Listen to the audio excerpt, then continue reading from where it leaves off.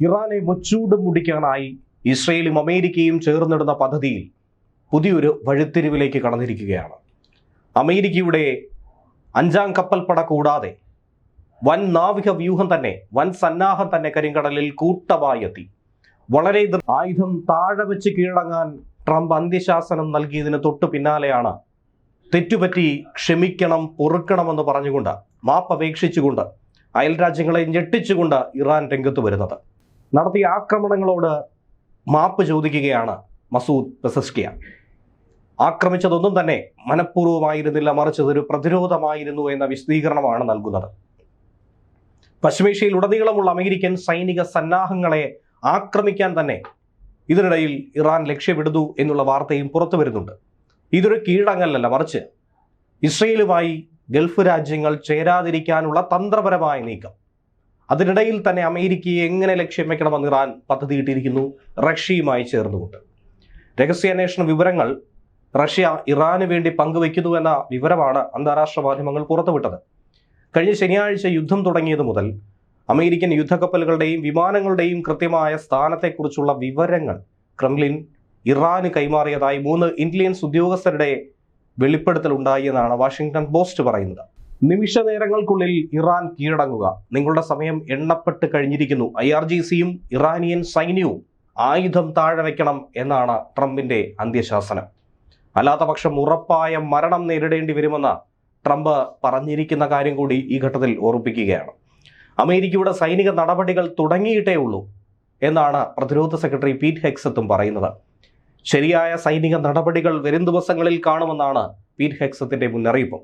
ഇറാന്റെ അടുത്ത നേതാവിനെ തിരഞ്ഞെടുക്കുന്നതിൽ തനിക്ക് ഇടപെടേണ്ടി വരുമെന്നാണ് ട്രംപ് പറഞ്ഞിരിക്കുന്നത്. നിലവിൽ ഇറാനിലേക്ക് അമേരിക്കൻ കരസേനയെ അയക്കാനുള്ള കാര്യം പരിഗണനയിലില്ല, മറിച്ച് വ്യോമ നാവിക സേനകൾ തന്നെയാണ് ഇറാനെ ആക്രമിക്കാൻ മുൻപന്തിയിലുള്ളത്. ഗൾഫ് രാജ്യങ്ങൾക്ക് നേരെ ഇറാൻ ആക്രമണം ശക്തമാക്കിയ ഒരു ഘട്ടമായിരുന്നു ഇന്നലെ രാത്രി നാം കണ്ടത്. ബഹ്റൈൻ തലസ്ഥാനമായ മനാമയിലും ഇറാനിയൻ മിസൈലുകൾ ഒരു ഹോട്ടലിലും 2 പാർപ്പിട സമുച്ചയങ്ങളിലുമാണ് വന്ന് വീണത്. നഗരത്തിന്റെ തീ പിടിച്ച ദൃശ്യങ്ങൾ ഇതിനോടകം പുറത്തു വന്നു കഴിഞ്ഞു. ബഹ്റൈനിൽ തങ്ങളുടെ നാവികസേനയെ ലക്ഷ്യം വെക്കപ്പെട്ടതായി ഖത്തറും പറയുന്നു. റിയാദിന് സമീപത്തെത്തിയ 3 ഇറാനിയൻ ഡ്രോണുകൾ സൗദി അറേബ്യ വെടിവെച്ചിട്ട സാഹചര്യം ഉണ്ടായി. സംഘർഷം അങ്ങനെ കടുക്കുന്ന ഘട്ടത്തിൽ ദുബായിലെ താമസക്കാർക്ക് മാറാൻ, സുരക്ഷിത ഇടങ്ങളിലേക്ക് മാറാനുള്ള ജാഗ്രതാ സന്ദേശങ്ങൾ നിമിഷ നേരങ്ങൾക്കുള്ളിൽ ഫോണുകളിൽ എത്തിത്തുടങ്ങി. ബിഗ് 1 എന്ന് ട്രംപ് വിശേഷിപ്പിക്കുന്ന വലിയൊരു ആക്രമണ പദ്ധതി, അതിന് മുന്നോടിയായിട്ടുള്ള അമേരിക്കൻ വ്യോമസേനയുടെ കരുത്തുറ്റ ബോംബർ വിമാനങ്ങൾ, B-2 ബോംബറുകൾ അടക്കം, സ്പിരിറ്റ് അടക്കം ഏതാനും മണിക്കൂറുകൾക്കുള്ളിൽ ബ്രിട്ടീഷ് താവളങ്ങളിൽ നിലയുറപ്പിക്കും.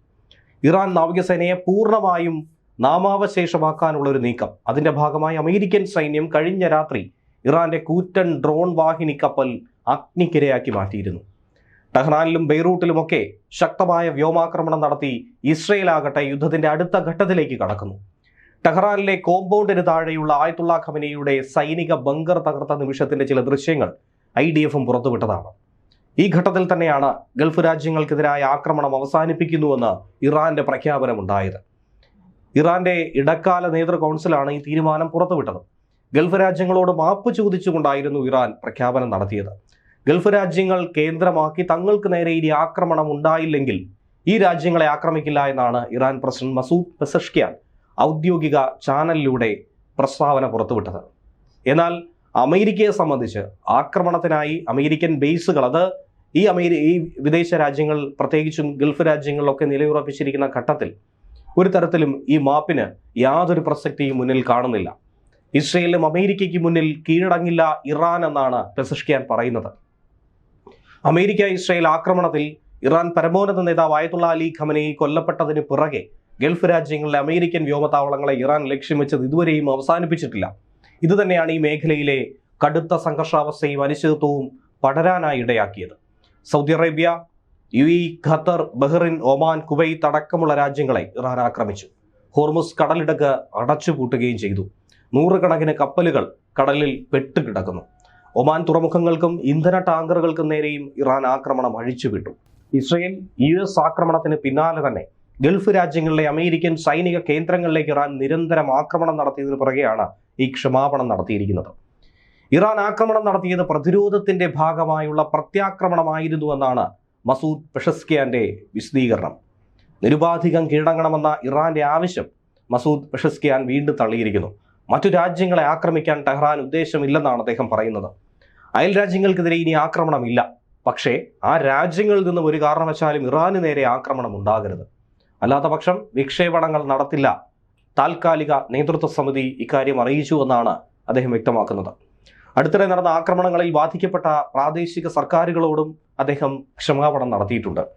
ഞങ്ങൾ നിരുപാധികം കീഴടങ്ങുമെന്ന അവരുടെ സ്വപ്നങ്ങൾക്ക് അവർക്ക് അത് ശവക്കല്ലറയിലേക്ക്, ശ്മശാനത്തിലേക്ക് കൊണ്ടുപോകാമെന്നാണ് മസൂദ് പെസഷ്കിയാന്റെ വെല്ലുവിളി. അമേരിക്കയ്ക്കും ഇസ്രയേലിനുമെതിരെ കടുത്ത നിലപാട് തന്നെയാണ് ഇറാൻ സ്വീകരിക്കുന്നത്. അതോടൊപ്പം അയൽ രാജ്യങ്ങൾക്ക് തങ്ങളുടെ ഭാഗത്തു നിന്നും ദോഷമുണ്ടാകില്ല എന്ന് ഉറപ്പ് നൽകാനും ടെഹ്റാൻ ശ്രമം നടത്തുന്നുവെങ്കിൽ പോലും അത് ഏത് പരിധിവരെ വിജയിക്കുമെന്നുള്ളത് കണ്ടറിയേണ്ടതാണ്. ഇതിനിടയിൽ തന്നെ ശ്രദ്ധേയമായൊരു വിഷയം, ഇറാന്റെ പരമോന്നത നേതാവായിരുന്ന ആയത്തുള്ള അലി ഖമനേയി കൊല്ലപ്പെട്ടതിന് ശേഷവും അദ്ദേഹത്തിന്റെ എക്സ് അക്കൗണ്ട് ഏറെ സജീവമായി നിൽക്കുന്നു എന്നുള്ളതാണ്. ഇസ്രയേലിനെ ഭീഷണിപ്പെടുത്തുന്ന, അമേരിക്കയെ വിരട്ടുന്ന തരത്തിലുള്ള ചില സന്ദേശങ്ങൾ ഖമനേയുടെ ഔദ്യോഗിക അക്കൗണ്ടിലൂടെ പുറത്തുവിടുകയാണ്. സയനിസ്റ്റ് ഭരണകൂടം വലിയ തെറ്റാണ് ചെയ്തിരിക്കുന്നത്, ഇതിന്റെ പ്രത്യാഘാതം നിങ്ങൾക്ക് നിരാശയുണ്ടാക്കുന്നതായിരിക്കുമെന്ന മുന്നറിയിപ്പ് കൂടിയാണ് പോസ്റ്റ്. അതിലൊരു ചിത്രം കൂടി പങ്കുവെക്കുന്നുണ്ട്. വമ്പൻ ബാലിസ്റ്റിക് മിസൈൽ രാത്രി ശത്രുരാജ്യത്ത് വീഴുന്നതിന്റെ ചിത്രമാണ് ആദ്യത്തേത്. രണ്ടാമത്തേതിൽ മരുഭൂമിയിൽ ഇറാൻ സൈനികർ മൊബൈൽ ലോഞ്ചറിൽ മിസൈലുമായി നിൽക്കുന്നത്, തൊട്ടടുത്ത ഇറാനിയൻ പതാക പറക്കുന്നത് കാണാം. വെളുത്ത കോട്ട് ധരിച്ചുകൊണ്ട് ഭൂഗർഭ അറയിലെന്നതുപോലെ ഒരു മുറിക്കുള്ളിൽ ശാസ്ത്രജ്ഞർ ഹൈപ്പർസോണിക് മിസൈലുകൾ വികസിപ്പിക്കുന്നതോ അതല്ലെങ്കിൽ ന്യൂക്ക് ഹെഡുകൾ വികസിപ്പിക്കുന്നതോ ആയിട്ടുള്ള ചിത്രമാണ് മൂന്നാമതുള്ളത്. ഫെബ്രുവരി 28-നാണ് ഖമനേയി കൊല്ലപ്പെട്ടതിന് ശേഷം അക്കൗണ്ടിലെ ബയോ ഇസ്ലാമിക് റവല്യൂഷനിലെ രക്തസാക്ഷിത്വം വരിച്ച നേതാവ് എന്നാക്കി മാറ്റിയത്. ഖമനേയിയുടെ മരണത്തിന് പുറകെ തന്നെ ഇസ്രയേലും അമേരിക്കയിലുമായി ഒട്ടനവധി ബാലിസ്റ്റിക് മിസൈലുകൾ ഇറാൻ അയച്ചതിന് പിന്നാലെയാണ് ഇത്തരത്തിലുള്ള ഭീഷണിയും നിലനിൽക്കുന്നത്. മലയാളി വാർത്ത plus, like, share and subscribe.